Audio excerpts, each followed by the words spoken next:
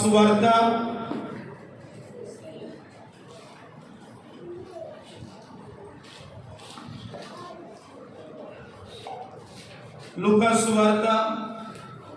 21వ అధ్యాయము 36వ వచనాన్ని చదువుకున్నాం.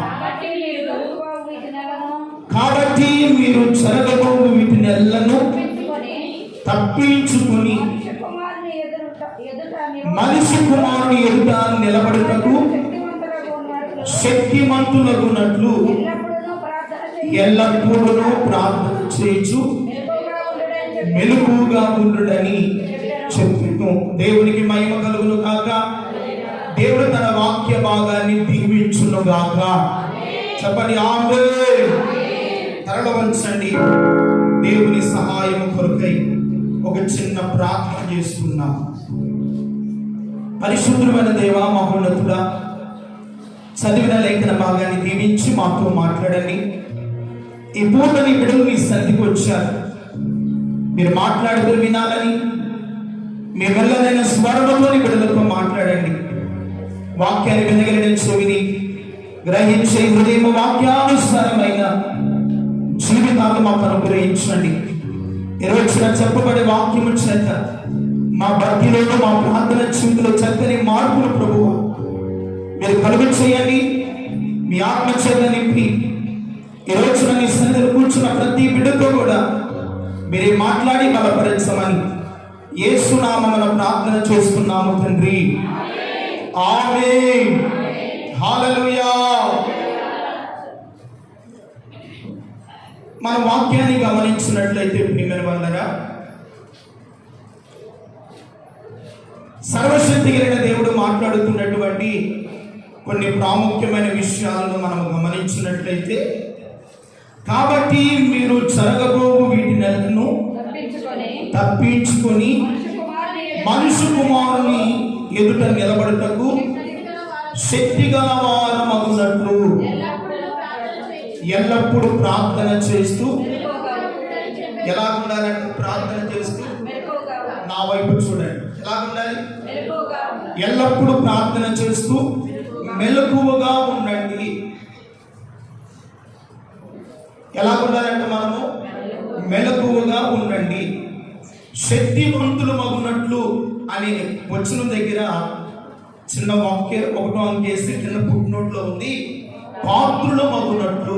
ఏమగునట్లు అంట? శక్తివంతులము పాత్రుల మగునట్లు ఎల్లప్పుడూ మెలకువ కలిగి మీరు ప్రార్థన చేయండి. గత రాత్రి కొన్ని విషయాలు చెప్పారు. ప్రార్థన చేయని వాడు ఎండిపోయిన చెట్టుతో సమానము. ప్రార్థన చేయని వాడు ఓటి కొండ లాంటి వాడు. ప్రార్థన జీవితం లేనివాడు పాపములో పడిపోతాడు అని కొన్ని విషయాలు గత రాత్రి దేవుడు మనతో మాట్లాడుతూ వచ్చాడు. వినండి. ఈ రోజున నీ కుటుంబంలో సమస్యలకు కారణం ఏమిటో తెలుసా?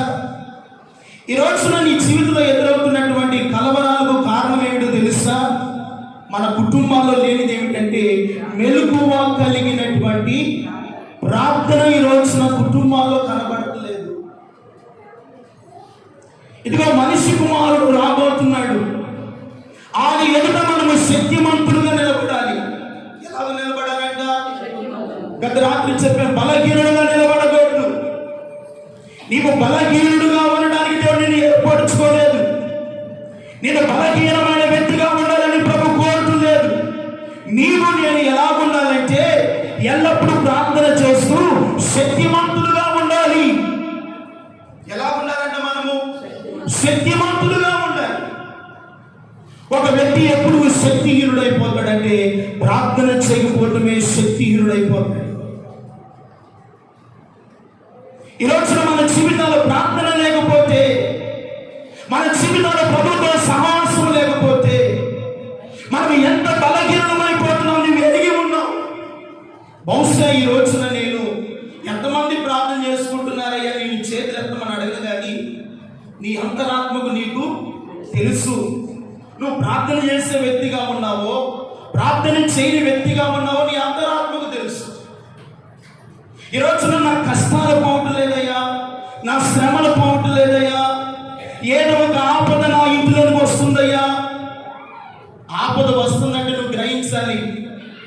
ఒక శోధన నాలోనికి సంభవించబోతుంది కనుక గ్రహించిన విశ్వాసి ఏం చేస్తాడంటే మెలకువ కలిగి ఆయన సన్నిధిలో ఏం చేస్తాడు? ప్రార్థన చేస్తాడు. శ్రమ వస్తుందని నీకు తెలుసు, ఆపద సంభవించబోతుందని నీకు తెలుసు. తెలిసినప్పుడు నువ్వు ఎరగవలసిన సత్యం ఏమిటంటే వెంటనే ప్రభు పాదాల దగ్గరికి వెళ్ళాలి. ఎక్కడికి వెళ్ళాలి? ప్రభు పాదాల దగ్గరికి వెళ్ళాలి. నీ పాదాల దగ్గరికి వెళ్ళి నీ సమస్య ఏమిటని చెప్పాలి. మనము ఆయన దగ్గరికి వెళ్ళకుండా మనం ఏం చేస్తామంటే అది అధ్యాయము 34 వచనం చదవండి. నీ హృదయములో ఒకవేళ తిండి వలనైనను మత్తి వలనైనను ఐహిక విచారము వలనైనను మందముగా ఉన్నందున ఆ దినము అకస్మాత్తుగా మీ మీదకి ఊరి వచ్చినట్లు రాకుండా ఈ విషయమై మీరు ఏం చేయాలంట చెప్పండి. నో తెలిసి జాగ్రత్త పడుడి. ఏం చేయాలంట? మనము జాగ్రత్త పడాలి. ఈ రోజున సమస్య వచ్చినప్పుడు మనం దేవుని దగ్గరికి వెళ్ళకుండా చేసే మొదటి పని ఏమిటంటే మీ హృదయములు ఒకవేళ తిండి వలనైనను, కొంతమందికి తిండి నిద్ర ఉంటే చాలు, మత్తు వలన ఎంత దరిద్రత నీ కుటుంబంలోకి వస్తుందో నీకు తెలియదు. నిద్రమత్తు చిరిగిపోయిన గుట్టలకు సమానం అంట. నిద్రమత్తు నీ ఇంటికి దరిద్రాన్ని తీసుకొని వస్తుంది. నిద్రమత్తు జీవితం నీ కుటుంబంలో ఆశీర్వాదాన్ని కోల్పోతుంది. నీ జీవితంలో నిద్ర వలన ఎంత దరిద్రతను కుటుంబంలో తెలుసుకుంటున్నావు ఆలోచించవు ఎప్పుడైనా? మీ హృదయములు తిండి వలనైనను మత్తు వలనైనను ఐహిక విచారములు. ఐహిక విచారములు అంటే ఈ లోక సంబంధమైన ఏ ఆశీర్వాదం నాకు లేదే, మందిరానికి వెళ్తున్నానే నా సమస్యలు పోవట్లేదే, ఈ అప్పులు ఎలా తీర్చాలి, కష్టం ఎలాగ పోతుంది అని ఈ లౌకికమైనటువంటి ఐహిక విచారాలలోనే ఉంటున్నావు. కానీ ఆ దినం వస్తున్నప్పుడు ఉరి వచ్చినట్లుగా వస్తుందంట, హఠాత్తుగా వస్తుందంట, ఆకస్మికంగా వస్తుందంట. ఆ విషయం మీరు ఎరిగి జాగ్రత్త పడండి అంటున్నాడు. ఏం చేయమంటున్నాడు? జాగ్రత్త పడండి. ఈ రోజున నీ కుటుంబాల గురించి జాగ్రత్తలు లేకపోతే నీ జీవితంలో చాలా నష్టపోతావని నీకు తెలుసా? ఈ రోజున నీ బిడ్డల విషయంలో నువ్వు జాగ్రత్త కలిగి ఉండాలి. నీ భర్త విషయంలో నువ్వు జాగ్రత్త కలిగి ఉండాలి. ఒకవేళ నీ భార్య విషయంలో నువ్వు జాగ్రత్త కలిగి ఉండాలి. ఈ రోజున ఆత్మీయ స్థితి ఎటువైపు వెళ్తుందో అర్థం కావట్లేదు. దేవుడు మనల్ని శక్తివంతులుగా నిలబెట్టుకోవాలని ఇష్టపడుతున్నాడు. మనం ఏం చేస్తున్నాం? దేవునిచ్చిన శక్తిని, దేవునిచ్చిన ఆత్మను మనము తిరస్కరించి ప్రార్థన చేయకుండా ఏమైపోతున్నామంటే బలహీనులమైపోతున్నాము. ఐహిక విచారము వలన ప్రార్థన చేయని మందముగా ఉంటున్నాము, మందమత్తులుగా ఉంటున్నాము. అందుకనే ఉరి వచ్చినట్లుగా దారిద్రతని ఇంటిలోనికి, ఆపదని ఇంటిలోనికి, శోధనని ఇంటిలోనికి ప్రవేశించడానికి కారణము మనమే. ఎవరమండి? మనమే కారణం. ఏ స్త్రీ అయితే ఉదయాన్నే లేచి తన ఇంటి వారి కొరకు ప్రార్థన చేస్తూ ఉంటుందో ఆ ఇల్లు సంతోషముతో నింపబడుతుంది. దేవుని స్తోత్రం చెప్పు. ఏ ఇంటిలో ఉన్నటువంటి యజమానురాలు తన భర్త కొరకు, తన కుటుంబం కొరకు ప్రార్థన చేస్తున్న ఒకే కాలమందు బలిపీఠము కట్టిందో ఆ ఇంటిలో సమృద్ధి ఉంటుంది. ఆ కుటుంబానికి శోధన రాదు. భర్త ఏముందండి, పని చేస్తాడు, జాబ్కి వెళ్తాడు, అలసిపోయే స్థితిలోకి వస్తాడు. ఒకవేళ నేను కష్టపడతలేదయ్యా అని అనుకోవచ్చు. కష్టపడుతున్నావు ఎవరి కొరకు? కుటుంబం కొరకే కదా, బిడ్డల కొరకే కదా. ఒక స్త్రీగా, జ్ఞానం కలిగిన వ్యక్తిగా నువ్వు లేచి ప్రార్థన చేయగలిగితే నీ కుటుంబాన్ని ప్రార్థన ద్వారా అన్ని విధాలైనటువంటి పరిస్థితులను చక్కపరుచుకోగలుగుతావు. పరిస్థితులను ఏం చేయగలుగుతావు? చక్కపరుచుకోగలుగుతావు. అందుకనే సామెతల గ్రంథంలో గుణవతి అయిన భార్య కనబడుతుంది. ఆమె వేకువనే లేస్తుంది, తన ఇంటి వారికి భోజనము సిద్ధపడుతుంది, తన పనికత్తులకు పద్యము ఏర్పరుస్తుంది, తన ఇంటి వారి నడకలను బాగుగా ఎరిగి ఉంది. ఆమె ద్రవ్యమును దాచిపెట్టి ఒక ద్రాక్ష తోట నాటిస్తుంది. అతని యజమానుని లాభ ప్రాప్తికి వెలితి కలగకుండా చూసుకుంటుందండి. దేవుని స్తోత్రం కలుగునుగా. ఈ స్త్రీలో ఏముందంటే మెలుకువ కలిగిన ప్రార్థన జీవితం, ఆసక్తి కలిగినటువంటి స్త్రీ, కుటుంబాన్ని చక్కగా దిద్దుకునే స్త్రీ. ఈరోజు నా జ్ఞానం కుటుంబాలు లేకపోవటాన్ని బట్టి ఆపద నీ జీవితంలోకి వస్తుందని ఆలోచిస్తున్నావా? కష్టాలు నేను అలగొట్టు నేను గమనిస్తున్నావా?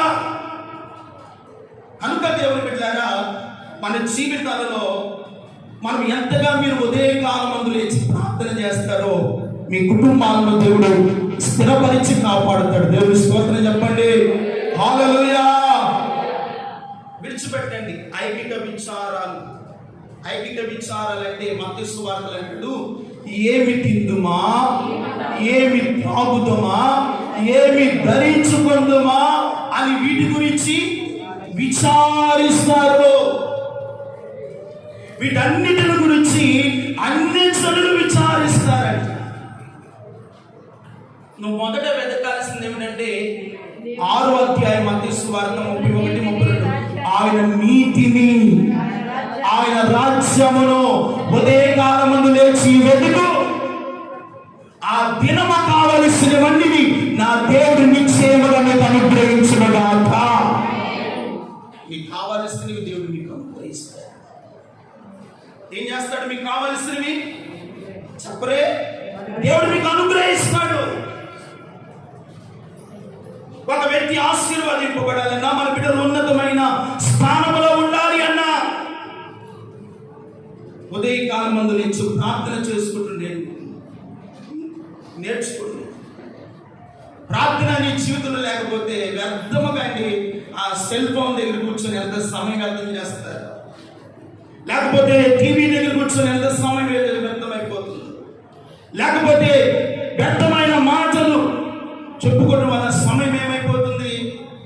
వ్యర్థం చేసుకుంటున్నావు. అది మీ కుటుంబానికి నష్టాన్ని తీసుకొని వస్తుందని గ్రహిస్తున్నావా? దేవుడు బిడ్డలారా, దేవుడు ఎందుకో ఈ రోజున మీతో మాట్లాడమని మాటలు చెప్పాడు. నా సన్నిధికి వస్తున్నారు కానీ వారి జీవితాల ప్రార్థన జీవితం లేదు. పైకి భక్తి గల వారి వల్ల కనబడుతున్నారు, కుటుంబాల్లో ప్రార్థన లేదు, వ్యక్తిగత జీవితంలో ప్రార్థన లేదు. అందుకే వారు ఓడిపోతున్నారు. సాతానుపై ఓడిపోతున్నారు, సమస్యలపై మీరు ఓడిపోతున్నారు, ఆర్థికమైన సమస్యల్లో ఎదగలేని స్థితిలో ఉంటున్నారు. వారు మరలా ప్రార్థన చేయటం నేర్చుకోగలిగితే వారికి కావలసినవి నేను మీకు అనుగ్రహిస్తానని వారితో చెప్పమన్నాడు. దేవుని స్తోత్రం కలుగును గాక. చదవండి, పేతురు రాసినటువంటి, లేకపోతే మార్కు సువార్త 4వ అధ్యాయం 19 వచ్చిన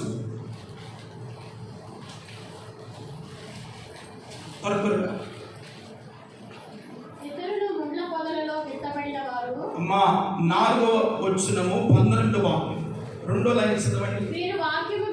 అది వీరు వాక్యమును విందురు గాని ఐకిక విచారములను, ధనమోసమును, ఇతరమైన అపేక్షను లోపల చొచ్చి వాక్యమును అణిచివేయుట వలన ఏమైపోతుంది? నిష్ఫలమగును. ఎన్ని వాక్యం వింటున్నా ఈ రోజున ఏమైపోతుంది? నిష్ఫలమైపోతుంది.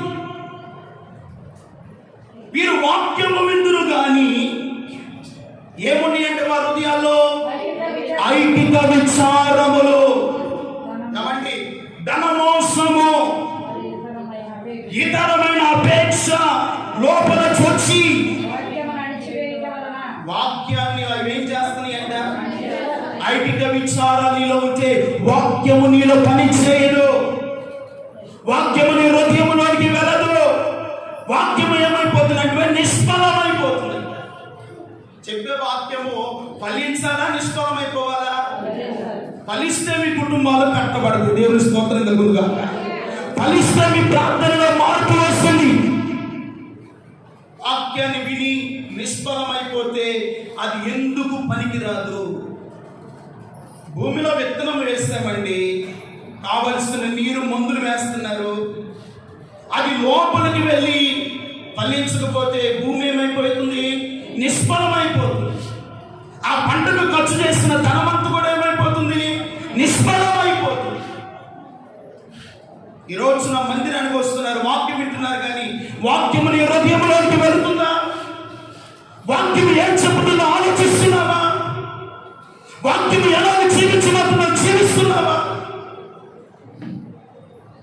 వాక్యాన్ని వింటాము కానీ దాని ప్రకారంగా జీవించలేని స్థితిలో ఉంటుంది. ఈ రోజున ప్రార్థన చేసుకోండి. మా కుటుంబాలు, బిడ్డల భవిష్యత్తు ఆశీర్వాదకరంగా ఉంది అంటే మనకు ఒకటే ఐహిక విచారం. లేచినప్పుడు కొంతమంది మొక్కలు చూడండి, లేకగాని వాకిటి దగ్గర కూర్చొని ఏదో పోయినట్లుగా కూర్చుంటారు. ఏదో ఈమె హాస్పిటల్ వచ్చి ఎవరో తీసుకొని వెళ్ళినట్టు. లేకగానే ఏం చేయాలి? కొద్దిగా మొహం కడుక్కొని ఆయన పాదాల దగ్గర కూర్చుంటే నీలో ఉన్న ఐహిక విచారాలన్నీ ప్రభు తొలగించి ఒక సమాధానం మనస్సు దేవుడిస్తాడు.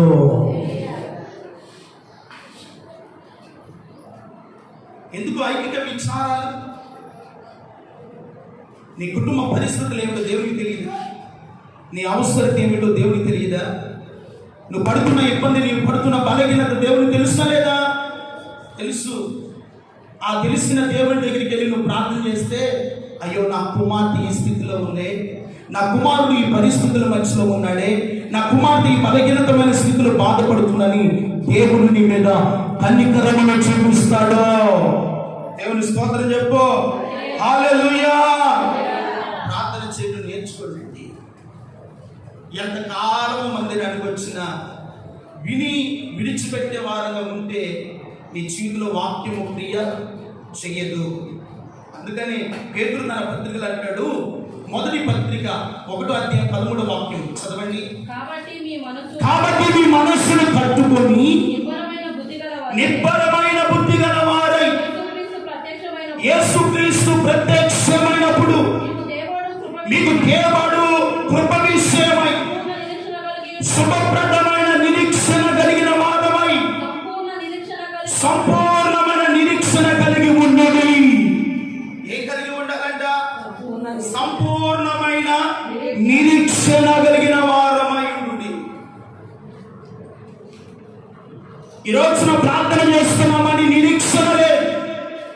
ప్రార్థన అయితే చేస్తున్నాము కానీ ఈ సమస్త దేవుడు తీరుస్తాడని నీలో ఏముండాలి? నిరీక్షణ ఉండాలి. ఈ కష్టము తొలగిపోయినని నిరీక్షణతో ఎదురు చూడాలి. అందుకని మీ మనస్సు అనే నడుమును మీరు తట్టుకోనండి. మనస్సు నిబ్బరముగా ఉంటే ఆలోచన స్వాధీనంలో ఉంటాయి. మనస్సు నిబ్బరముగా లేకపోతే నీ ఆలోచన నీలో ఉండవు. నీ మనస్సు గొప్ప చోట గుడ్డులుగా నేను కూర్చొనివ్వదు. దేవుని మీద మనస్సు పెట్టుకున్న ఆలోచన నీకు రానే వస్తుందండి? రాదు. అందుకనే భక్తులు చెప్పారు, ప్రార్థన చేయని వాడు పాపంలో పడిపోతాడంట, ప్రార్థన చేసిన వాడు పాపంలో పడిపోడంట. దేవుని స్తోత్రం కలుగును గాక. సులువుగా చిక్కులు పెట్టి శోధనలోను, సులువుగా చిక్కు పెట్టు పాపంలోను నువ్వు పడిపోతున్నావంటే నీలో ఏమీ లేదు.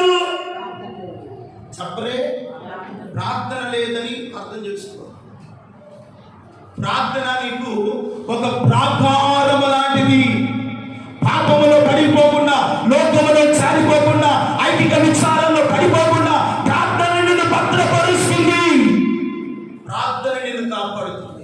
ప్రార్థన దుష్టుడు నీ తరిగి రాకుండా ప్రార్థన కంచి వేస్తుంది. ప్రార్థన జీవితాలు మందిరానికి వస్తున్నావు, వాక్యాన్ని వింటున్నావు, వ్యక్తిగతంగా దేవుడిని అంతసేపు మాట్లాడుతున్నావు. మిమ్మల్ని అడిగితే మా కుటుంబంలో ఎంతసేపు ప్రార్థన చేస్తాం మిమ్మల్ని అడిగితే మీరు ఏం చెప్తారు? ఎంత సమయం దేవుని సన్నిధిలో 24 hours దేవుడు ఇచ్చాడు. ఎంత సమయం దేవుని సన్నిధిలో గడుపుతున్నావు? ఎంత సమయం వ్యక్తమైన మాటలకు ఇస్తున్నావు? ఎంత సమయం టీవీ దగ్గర, సెల్ ఫోన్ దగ్గర కూర్చుంటున్నావు? ఆలోచించవా? సెల్ ఫోన్ చూస్తామంటే ఆ రీలు చెయ్యండి అంతానే ఉండేది, కానీ అది ఆగదు. ఎందుకంటే వాడు నిన్ను ఆగనీడుగా ఆగనిస్తాడా? ఒక ఎపిసోడ్ తర్వాత ఉండి వాడు ఆగనీయుడికి వాడు వెళ్ళిపోతానే ఉండేది. అందుకని ఈ నరాల లోపల ఇప్పుడు తమ్మేస్తున్నా కూడా పట్ల చూసావా? వీటి వల్ల ఆ వైరస్ వల్ల మనలో ఉన్నటువంటి నరాలు, చేతులు ఇవన్నీ చచ్చిపోయిపోతాయి.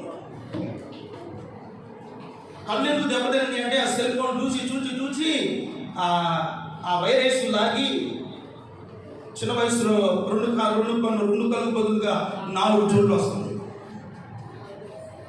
ఇవి మనకు మేలైనవా మేలైనవా? మన జీవితాన్ని పాడు చేసేవా?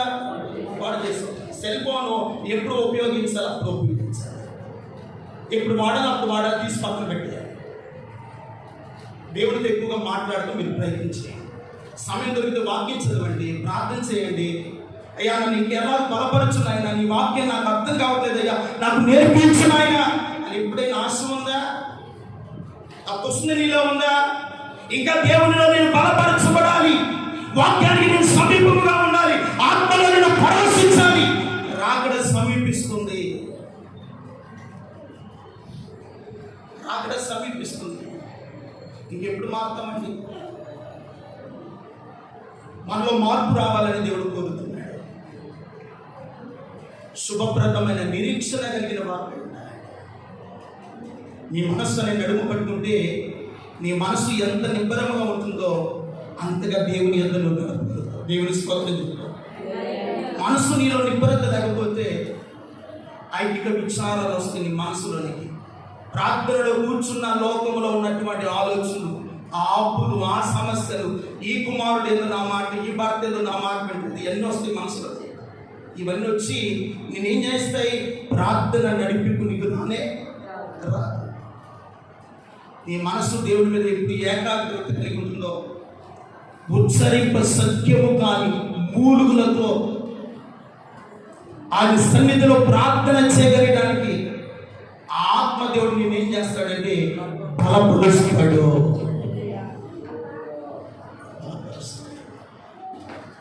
అందుకని రెండవది అన్నాడు, ఓపిక కలిగి ఉండు దేవుని సన్నిధిలో.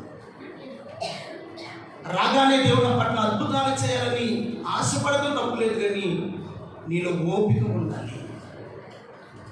చదవండి హెబ్రీ పత్రిక 10వ అధ్యాయం 32వ వచనం.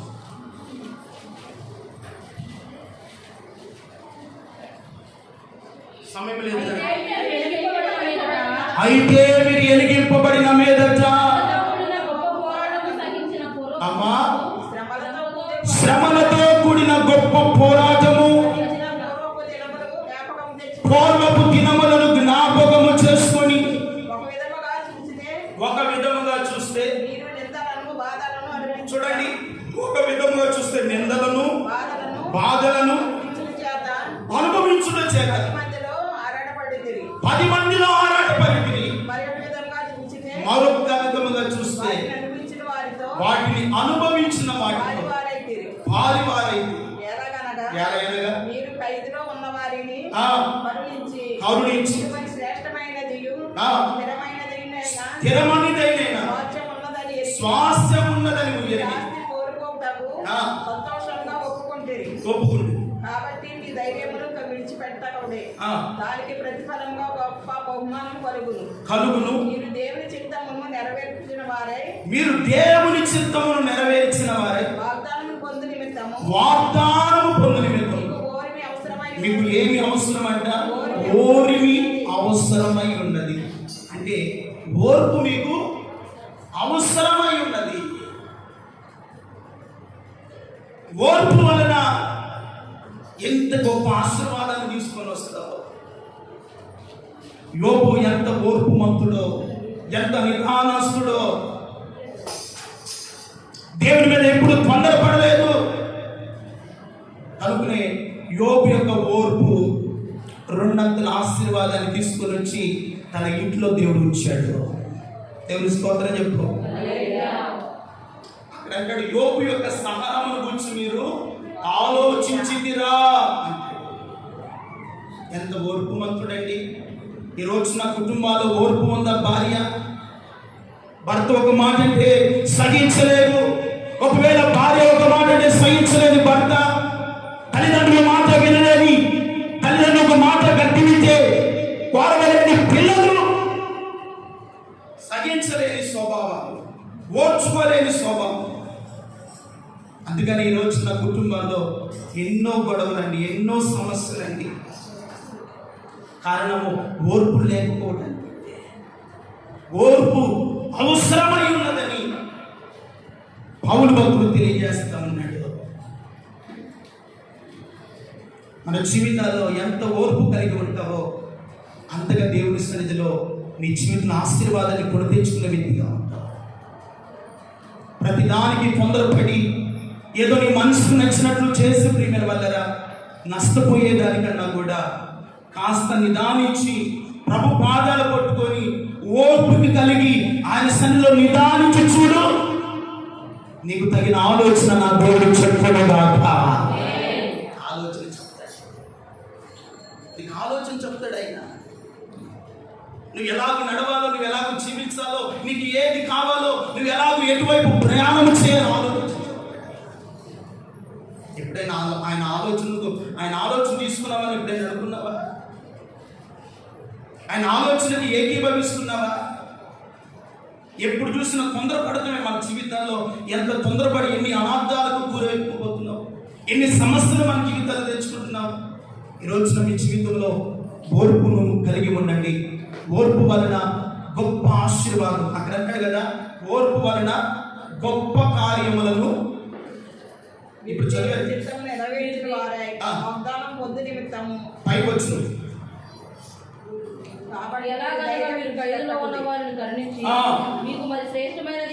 మరి శ్రేష్టమైనది స్థిరమైనదైన స్వాస్థ్యం ఉన్నదని ఎరిగి మీ ఆస్తి కోల్పోవటకు సంతోషముగా ఒప్పుకొంటిరి.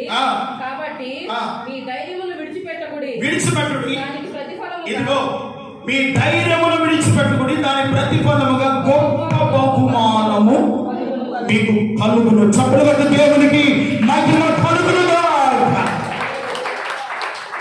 ఎంత ఓర్పు కలిగి ఉంటారో గొప్ప బహుమానం, గొప్ప ఆశీర్వాదాన్ని తీసుకొని వచ్చి దేవుడు ఎక్కడ వేస్తాడు తెలుసా? నీ ఒడిలో వేస్తాడు. దేవుని స్తోత్రం చెప్పు. ఎక్కడ వేస్తాడు ఆశీర్వాదం? నీ ఒడిలో వేస్తాడు ప్రభు. ఆశీర్వాదం కొరకు మనం ఎక్కడికో వెళ్ళనక్కర్లేదండి. వాక్యం అంటుంది, ఆశీర్వాదము సమృద్ధి అనే జీవము నీ యొద్దనే నేను ఉంచాను అంటున్నాడు. దేవుని స్తోత్రం చెప్పు. ఎక్కడ ఉంచాడంటే ఆయన మన యొద్దనే ఉంచాడు. మనం గ్రహిస్తున్నామా? ఓపిక కలిగి దేవుని వైపు చూస్తున్నామా? లేదు. అందుకనే 3వ పాయింట్ చెప్తున్నాను. ఎఫెసీ పత్రిక 6:18 వచ్చిందంటాడు. 6:18 2వ లైన్ అంటాడు, పూర్ణమైన పట్టుదల కలిగి ఉండుడి. దేవుని స్తోత్రం చెప్పు. పూర్ణమైన పట్టుదలతో విజ్ఞాపనము చేస్తూ మెలకువగా ఉండుడి. దేవుని స్తోత్రం కలుగును గాక. ఒకటి, ఐహిక విచారాలను కొడుతూ నిరీక్షణ కలిగిన వారు ఉండాలి. రెండవది ఓర్పు కలిగి ఉండాలి. మూడవది పూర్ణమైన ఏముండాలి? పట్టుదల. పట్టుదల ఉంటే ఏదైనా సాధించుకోవచ్చు. యవనస్తున్నారా? రేపు 10th క్లాస్ ఇంటర్మీడియట్ ఎగ్జామ్స్ రాబోతున్నాయి. మీలో ఏముండాలంటే పూర్ణమైన పట్టుదలతో చదవండి. పట్టుదలతో చదివితే దేవుడు జ్ఞానం ఇస్తాడు. ఏమిస్తాడు? జ్ఞానం. ఏదో వెళ్తున్నాము చదువుతున్నాము అనుకుంటే కాదు, నేను ఈ సంవత్సరం ఏదో ఒక మంచి ర్యాంకు తీసుకొని రావాలి. ఏముండాలి ఒక వ్యక్తిలో? పట్టుదల. నేను ఒక జాబు సంపాదించాలంటే పట్టుదల. నా భర్తను ఏ విధంగా నేను మార్చుకోవాలి, పట్టుదల. నా కుటుంబంలో పరిస్థితులు మార్చబడాలని పట్టుదలతో ప్రార్థన చేయి. పట్టుదల లేకపోతే ఏది కూడా నీవు సాధించలేవు. తిమోతి పత్రిక అన్నాడు, సైనికుడైన వాడు యుద్ధములకు పోవునప్పుడు తను బంధులో చేర్చుకున్న వాడిని సంతోషపెట్టినట్లుగా ఈ జీవన వ్యాపారములో చిక్కుకొనడు. ఏం చేయడంట? చిక్కుకొనడు. ఈ రోజున పట్టుదల లేని ప్రార్థన లేకపోవటం వల్ల ఆపదలో నువ్వు చిక్కబడుతున్నావు, సమస్యలలో నువ్వు చిక్కబడుతున్నావు. నీ జీవితం చిక్కుముడులాగా ఉన్నాయి. ఎన్ని చిక్కుముడులున్నా ఆ చిక్కుముడులన్నీ దేవుడు ఒక్కొక్కటిగా ఇప్పు వేస్తాడు. హల్లెలూయా. ఎప్పుడంటే పట్టుదల కలిగి నువ్వు ఏం చేయాలంట? ప్రార్థన చేయండి. నీ కుటుంబంలో పట్టుదల కలిగి ఉంటే, మీ బిడ్డలు పట్టుదల కలిగి ఉంటే వారి జీవితాల్లో ప్రభు ఘనమైన కార్యాలు చేయనుగాక. ఈ సంవత్సరం మా బిడ్డలు పట్టుదల కలిగి ఎగ్జామ్ లో దేవుడు మంచి ర్యాంకులు ప్రభు సంపాదించుకుంటారు కాక. పట్టుదల ఉండాలి. ప్రభు కొరకు నేను ఏదైనా చేయాలన్నా పట్టుదల మీకు ఉండాలి. పట్టుదల లేకపోతే ఏది కూడా మీరు సాధించలేదు. ఎంత పట్టుదల కలిగి ఉంటారో. అందుకని చెట్టి అయిన వాడు పోరాడినట్లుగా పోరాడాలంట. దేవుని స్తోత్రం చెప్పు. హల్లెలూయా.